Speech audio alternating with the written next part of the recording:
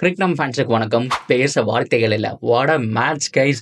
Jitesh Sharma yo beauty. என்ன ஒரு நாக்கு, என்ன ஒரு மேட்ச்சு, என்ன ஒரு சேஸு, வார்த்தைகளே இல்லைங்க.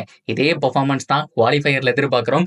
எஸ், கிட்டத்தட்ட பல வருடங்களுக்கு அப்புறம் நம்ம குவாலிஃபையர் 2வது இடம் பிடிக்கிறதே பெரிய விஷயமா இருந்திருக்கு ஆர்சிபிக்கு. அதை பண்ணியிருக்காங்க. What a match. இதை பற்றி டீட்டெயிலாக பார்க்கலாமா? அதுக்கு முன்னாடி ஃபர்ஸ்ட் டைம் சேனலுக்கு வரீங்கன்னா மறக்காமல் சப்ஸ்கிரைப் பண்ணுங்க. அப்போ தான் அப்டேட் எல்லாமே எங்களை வந்து சேரும். சரி, வாங்க வீடியோக்குள்ளே போகலாம். ஸோ இந்த வீடியோ பார்க்கும்போது நீங்கள் எத்தனை மணிக்கு பார்க்குறீங்கன்னு சொல்லுங்க. ஆஃப்கோர்ஸ் மிட்லைனில் நிறைய பேர் ஆர்சிபி வேரியன்ஸ் வீடியோக்காக வெயிட் பண்ணிட்டு இருப்பீங்கன்னு தெரியும். அதையும் கமெண்ட்ல சொல்லுங்க. உண்மையாலுமே சொல்கிறேன், இந்த ஐபிஎல் மேட்ச்சு கிரேட்டுங்க. இதுவே இன்னும் எல்எஸ்டி இன்னும் ஒரு மேட்ச் ஜெயிச்சிருந்தாங்க அப்படின்னா இது வந்துட்டு ரொம்ப குரூசியல் மேட்ச். 2 டீமில் யாரோ ஒருத்தவங்க உள்ள போகிற மாதிரி இருந்திருக்கும். ஸோ அந்தளவுக்கு கொஞ்சம் சூப்பராக இருந்திருக்கும். இருந்தாலும் ரிஷப் பண்ட் விராட் கோலியை போய் ஹக் பண்ணாரு. ஜிதேஷ் சர்மா பல தடவை வந்துட்டு நன்றி சொன்னார். உண்மையாலுமே ஸ்போர்ட்ஸ்மேன்ஷிப்னா அதுதான். அது என்ன அப்படிங்கிறத பார்ப்போம். So first of all 221 huge total. Rishabh Pant இன்னைக்கு மேனான மிஷின் அப்படிங்கிற மாதிரி சொல்லி ஆகணும். அந்த அளவுக்கு பெரித்தனமாக வந்தார்.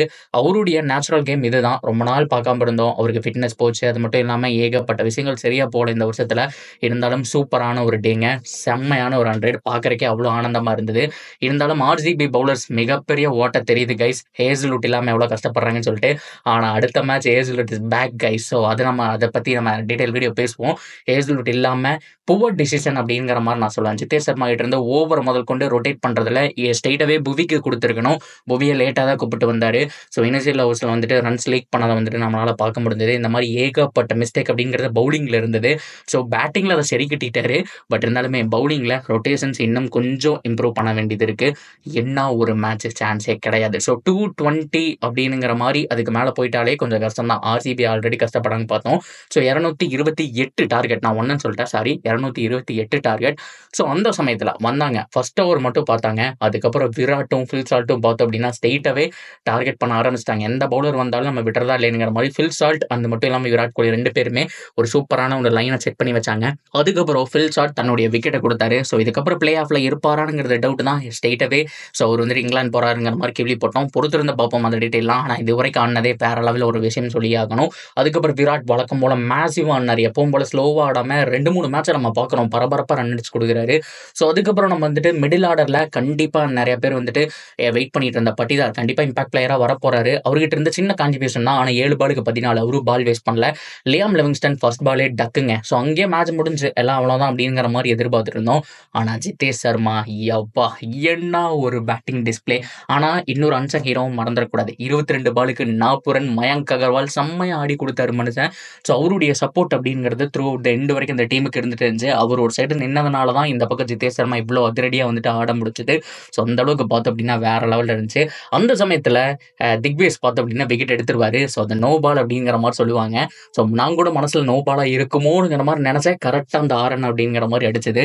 ஸோ அந்த இடத்துக்கு அப்புறம் ஸோ மறுபடியும் திக்வேஸ் வந்துட்டு பார்த்தோம் அப்படின்னா மேன்கன் முறையில் விக்கெட்டை தூக்குவார். நிறைய பேர் ப்ரோ இது தப்பு அப்படிலாம் சொல்லலாம். ஆக்சுவலாக இதெல்லாம் வந்துட்டு ரூல்ஸ் புக்கில் இருக்குது. இது அவுட்டு தான், உண்மையாலுமே அவுட்டு தான். ஆல்ரெடி ஒரு டைம் வார்னிங்கும் கொடுத்துருக்காரு. ஜிதேஷ் சர்மா மறுபடியும் வெளியில் போனதுனால இது அவுட் தான், பியூர் அவுட். அதனால தான் இதுவே அம்பையரே பார்த்தோம் அப்படின்னா மேலே போனாங்க. இருந்தாலும் ரிஷப் பண்ட் என்ன ஒரு மனுஷங்க. எப்படி இருந்தாலும் வெளியில் போக போகிறோங்கிறது மட்டும் இல்லாமல் ஸ்போர்ட்ஸ்மேன்ஷிப் நம்ம பார்த்துக்கலாம் விடு திக்வேஸ் அப்படிங்கிற மாதிரி ஜிதேஷ் சர்மாவுக்கு வந்துட்டு வேண்டாம் அவர் உள்ளே இருக்கட்டுன்னு சொன்னார். அதுதான் ரொம்ப க்ரூசியல் டிசிஷன் அப்படிங்கிற மாதிரி சொல்லுவேன். இதுக்கப்புறம் ரொமேரியோ செப்பர்ட் வந்திருந்தாலும் அடிச்சிருப்பாரான்னு கேட்டால் அந்த இடத்துல நமக்கு கேட்க தோணுதுங்க. ஸோ அதெல்லாம் விட்டு தெல்லுங்க. ஆனால் ரிஷப் பண்ட் அந்த ஒரு ஹார்ட் யாருக்குமே இருக்காது. அதுக்கப்புறம் என்ன ஒரு ஹாப்பினஸ். ஆர்சிபியோட டக் அவுட்டில் பல வருடங்களுக்கு அப்புறம் டாப் 2 போயிருக்காங்க. குவாலிஃபையர் 1 ஆடுறாங்க. சூப்பரான ஒரு விஷயம். ஆல்ரெடி இதை பற்றி தான் பேசிகிட்டு இருந்தேன். குவாலிஃபையர் 1 ஆடுறதுனால ஜெயிச்சா டேரக்ட் ஃபைனல், தோத்தாலும் ஒரு வாய்ப்பு இருக்குங்கிற மாதிரி பொறுத்திருந்து பார்ப்போம் கைஸ். உண்மையாலுமே இப்போவே செலிப்ரேட் பண்ணி எல்லாமே தீர்த்திர வேண்டாங்கிற மாதிரி ஆர்சிபி ஃபேன்ஸ் வெயிட் பண்ணிருக்காங்க. நானும் அதை தான் வந்துட்டு எக்ஸ்பெக்ட் பண்ணிருக்கேன். பொறுத்திருந்து பார்ப்போம். இந்த சீசன் உண்மையாலுமே ஓரளவுக்கு நல்லா கை கொடுக்குது. இன்னைக்கு ஃபீல்டிங்கில் பார்த்தோம் அப்படின்னா ரூக் அவர் பார்த்தோம்னா ஆர்சிபிக்காக உழைச்ச 12வது மேன் அப்படிங்கிற மாதிரி தான் நான் சொல்லுவேன். பவுலிங்கில் 60 ரனுக்கு மேலே கொடுத்தாரு. ஃபீல்டிங்கில் கிட்டத்தட்ட ஒரு 4 4க்கு மேலே விட்டார். ஸ்ட்ரெயிட்டாகவே ஒரு 80 ரன் அவர் சைட்லேருந்தே வந்திருக்குங்கிற மாதிரி சொல்லுவேன். எஸ், அவருடைய டே இல்லை, பாவம் தான். பட் இருந்தாலுமே அவர் மூலிமா பல கேப்பில் 4 கிடச்சிது. ஸோ பல இடத்துல மொமெண்டம் மாறிச்சு. ஆர்சிபி மேட்ச்குள்ளே வந்தாங்க. உண்மையாலுமே செம்ம ஹாப்பியாக இருக்குது. பொறுத்திருந்து பார்ப்போம் இந்த சீசனை எப்படி முடிக்கிறாங்கன்னு சொல்லிட்டு. சோக் பண்ணாமல் இருந்தால் சரி. Punjab vs RCB qualifier 1 mark பண்ணி வச்சுக்கோங்க. ரிவ்யூவோட வந்து மீட் பண்ணுறேன். See you soon guys. எல்லாரும் நல்லா தூங்குங்க.